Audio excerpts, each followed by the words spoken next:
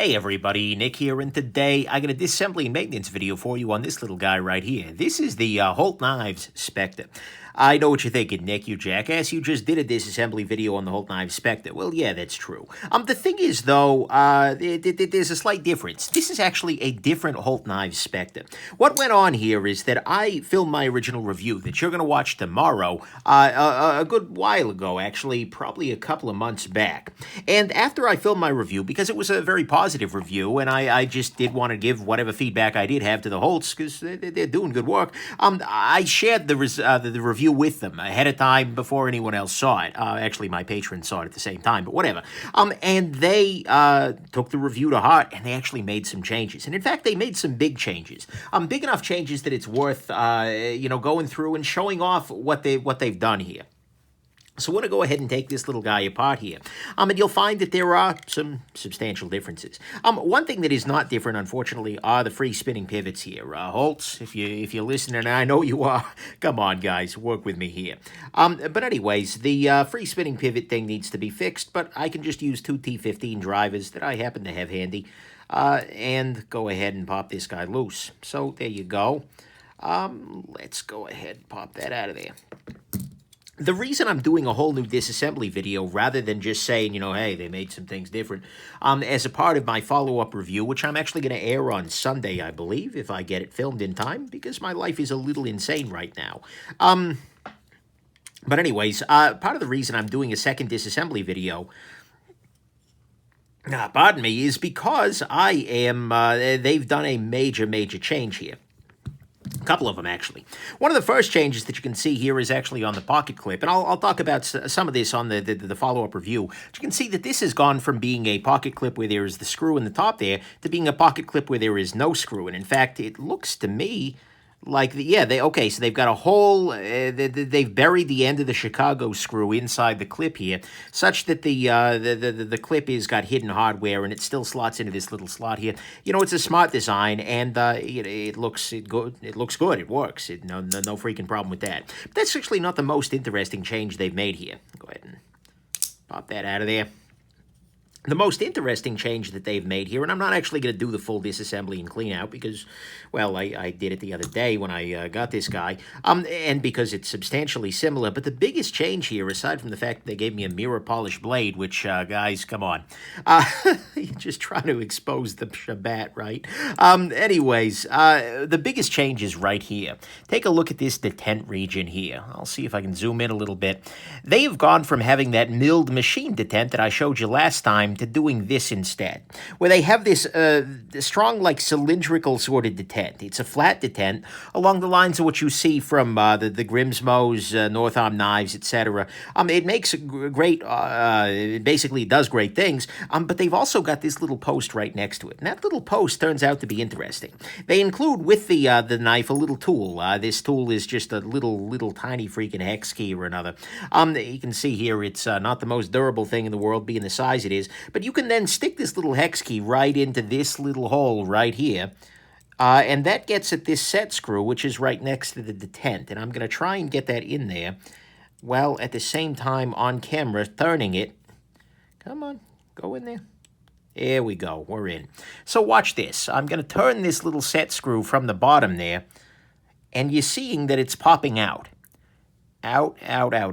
And then it stops roughly here. And at this point in time, there is, well, nothing really going on. Because the detent is actually at the same height, or this little pin is at the same height as the detent.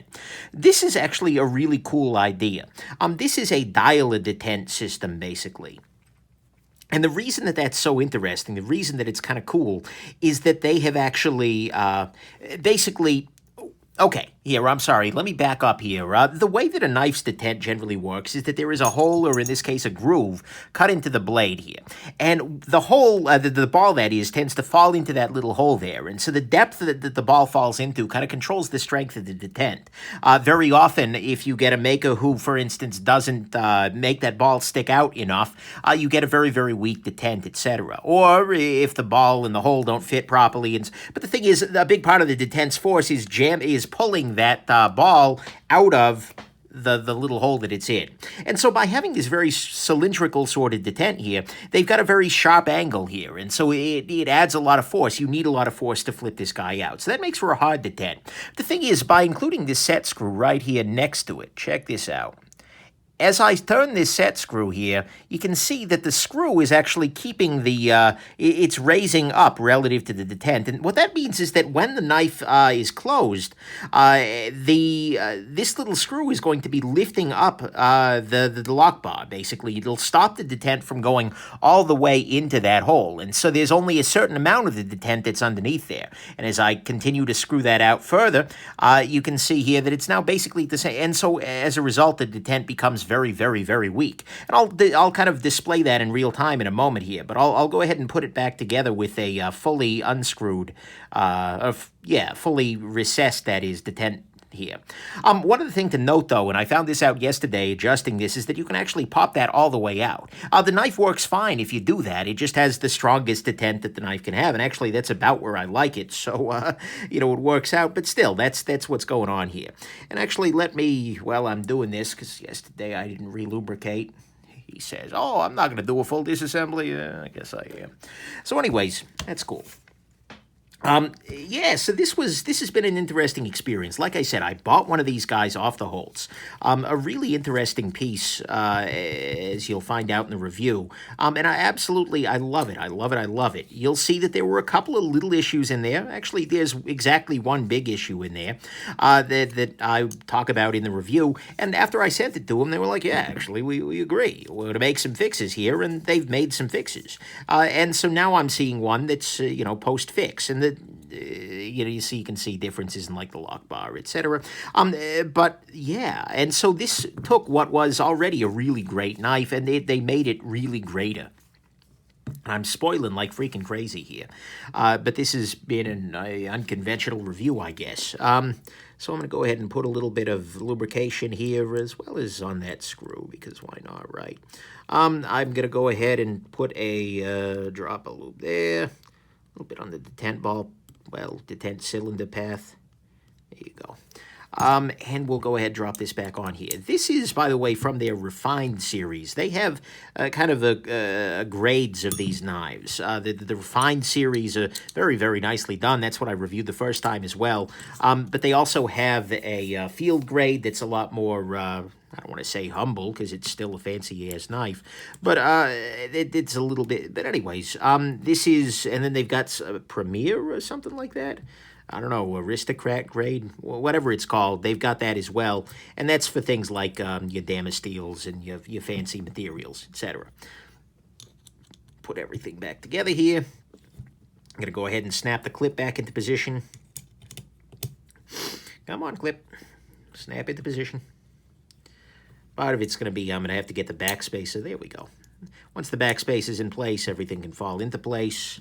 Go ahead and use, it's T8, by the way, for these back two screws, and T15 for the pivot. So there you go. And the longer of these two screws is the one that goes into the pocket clip.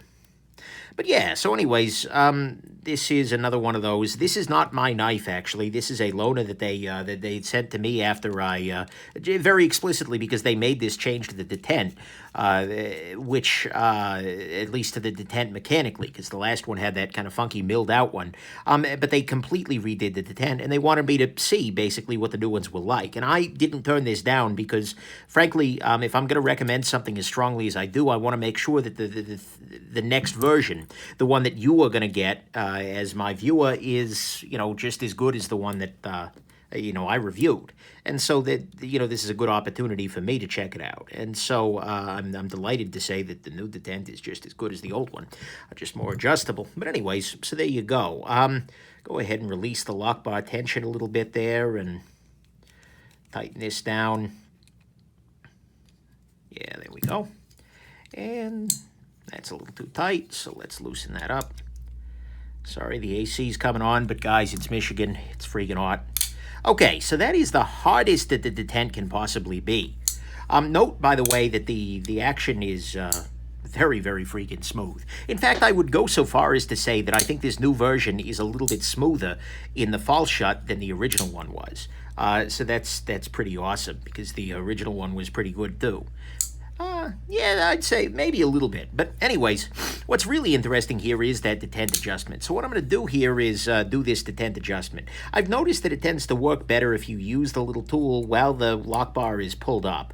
So right now, this has a very hard detent. If I press this, I mean, it's hard for you to feel this, but it really takes a little doing to get that out there. As a result, though, it fires authoritatively. Feels great. It's very clicky. It feels different. It sounds different than the original one, but it's still an excellent, excellent deploy.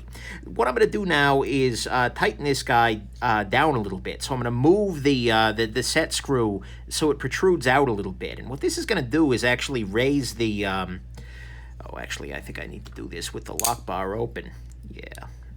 So, such that it can actually protrude. But what I'm going to do is tighten this guy a little bit, and that's going to raise the lock, basically make it so that the detent ball can't fall as deeply in.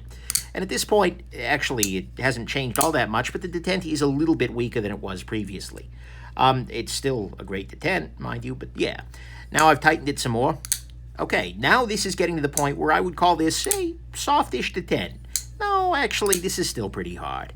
But it's getting to the point where it's like, oh, that's noticeably softer.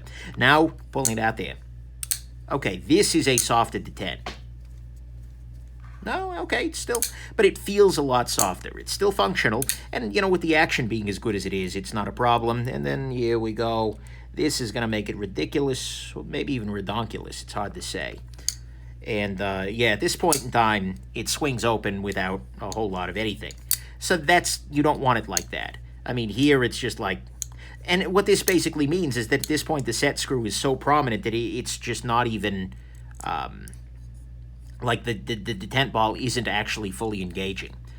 Yeah, here we go. This is about as soft as the detent can go, well out, you know, without being an issue.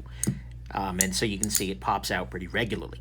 But basically, that doesn't, I mean, you've got that full range there. So if you like a really soft detent because you're insane, this will allow you to go ahead and do that here. Let's tighten this up a little bit here. Yeah, now we're back to a super hard detent, which I like. One thing that's different about this guy, this is different from the Hoback rolling detent. A lot of people hear adjustable detent, they think, oh, HRD. No, this is very different than that, because that one has like a little rolling ball, and the detent ball itself is kind of coming in and out of the lock bar here. Whereas on this guy, it's got that separate thing to the side of the detent ball that goes in and out and lifts it off the, yeah. So, yeah. There you go. I feel like this has been a little bit disjointed and weird, but I wanted to show off the adjustment process as well as talk about some of those internal differences here. There are also some external ones. There's a different milling pattern. They've put the fancy Bruce Wayne, you know, mirror finish on there.